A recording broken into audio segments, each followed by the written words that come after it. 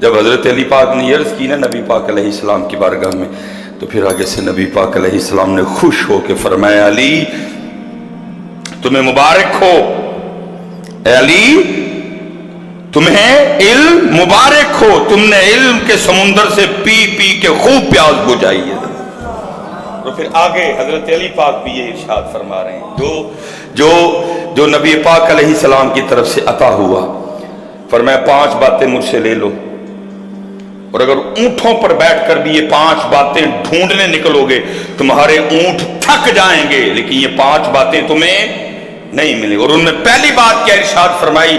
فرمایا اپنی ساری امیدیں صرف اپنے اللہ سے وابستہ رکھو۔ پتہ میرے معاشرے میں ایک بگاڑ آنے کی بڑی وجہ کیا ہے؟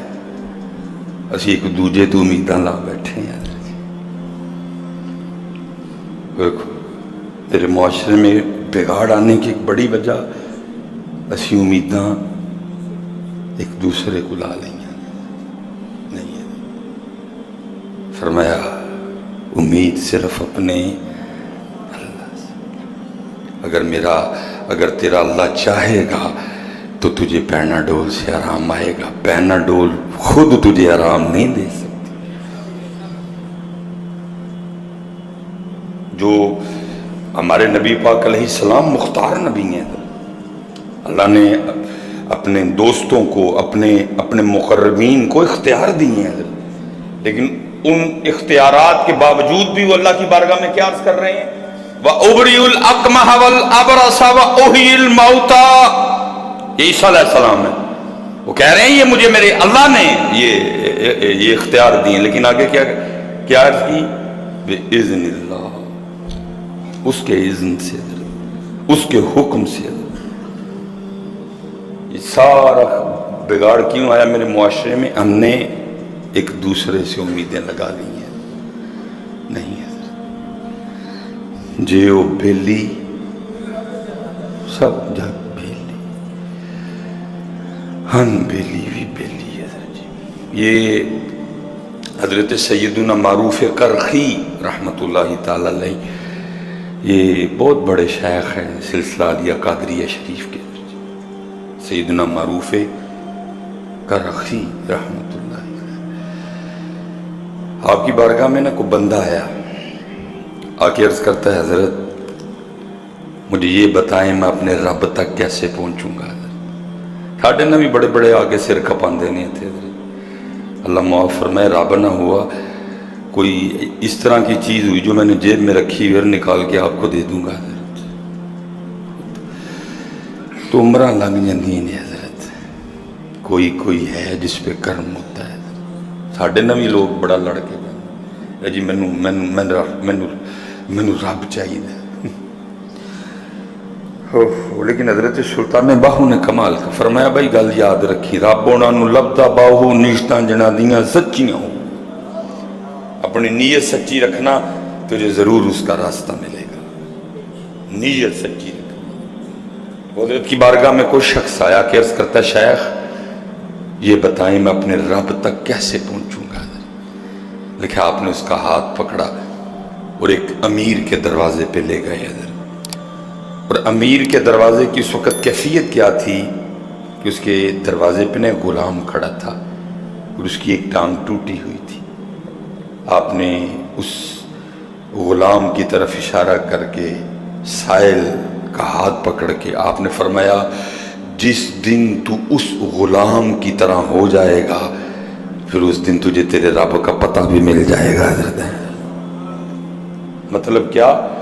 جس دن تو اتنا اپنے رب کی بارگاہ میں پکا، دیکھ ٹانگ ٹوٹی ہے لیکن اس نے اپنے مالک کا دروازہ، ٹانگ ٹوٹی ہے لیکن اپنے مالک کا دروازہ اس نے فرمایا جس دن تو بھی اپنے رب کی بارگاہ میں اتنا ہی پکا ہو جائے تو پھر اس دن تجھے تیرے رب کا پتہ مل جائے گا۔ لیکن کتھے جی نہیں ہے، اسی لیے تو حضور غوث پاک فرماتے ہیں نا، فرماتے ہیں گر عقلی چون غافلی ہے، وہ تجھے عقل نہیں رہی یہ حضرت ابھی تو کچھ بھی نہیں، یہ کشف المحجوب میں لکھا ہے جی حضرت سیدنا ابراہیم خواص کے بارے میں. وہ کہتے ہیں جی ہمارے حضرت شفیق بلخی کے بارے میں لکھا ہوا ہے، وہ کہتے ہیں جی ہمارے بلخ میں ابھی تو بوتل ٹھیک ہے، کہتے ہیں جی اتنا شدید قحط پڑا کہ لوگوں نے لوگوں کو کھانا شروع کر دیا غلے کا. یہ کشف المحجوب ہے جی. کہتے ہیں اتنا شدید قحط پڑا کہ لوگوں نے لوگوں کو کھانا شروع کر دی، کھانے کے لیے رائے کچھ نہیں. جو طاقتور تھے انہوں نے کمزور پکڑ پکڑ کے نا کھانا شروع کر دیے.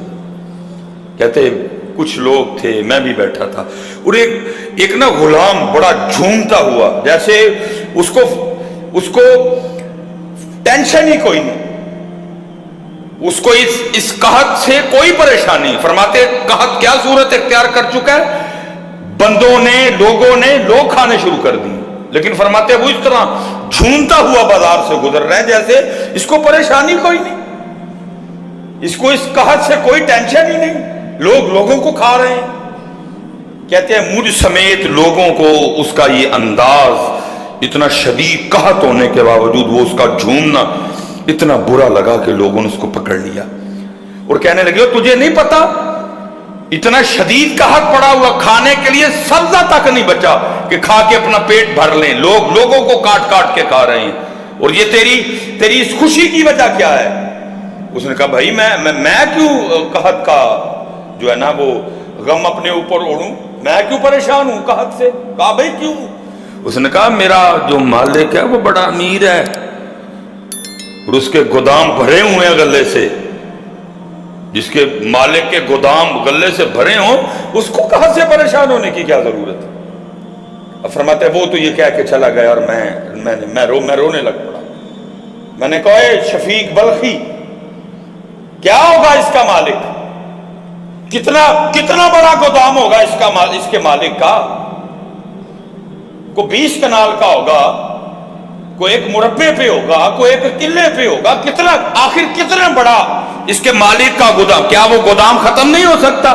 ظاہر ختم ہوگا وہ بھی، لیکن آپ فرماتے میں نے کہا اس کو اپنے ایک چھوٹے سے مالک کے چھوٹے سے گودام پہ اتنا مان ہے کہ یہ کہہ رہا جی میں کیوں پریشانی لوں، میں کیوں ٹینشن لوں، میرے مالک کے گودام تو غلے سے بھرے پڑے ہیں. تو آپ فرماتے ہیں میں نے خود کو مخاطب کر کے کہا شفیق تو پریشان کیا ہو رہا ہے، اور دیکھ تو صحیح تیرا مالک بھی کتنا بڑا ہے اور اس کے گودام بھی کتنے بڑے ہیں. اے شفیق تو پریشان کیوں ہوتا ہے، دیکھ تو صحیح تیرا مالک کتنا بڑا ہے اور اس کے گودام ان کا تو اندازہ ہی کوئی نہیں کر سکتا ہے. حضرت علی فرمایا 5 چیزیں، اور پہلی کیا؟ اپنے رب سے امید رکھنا.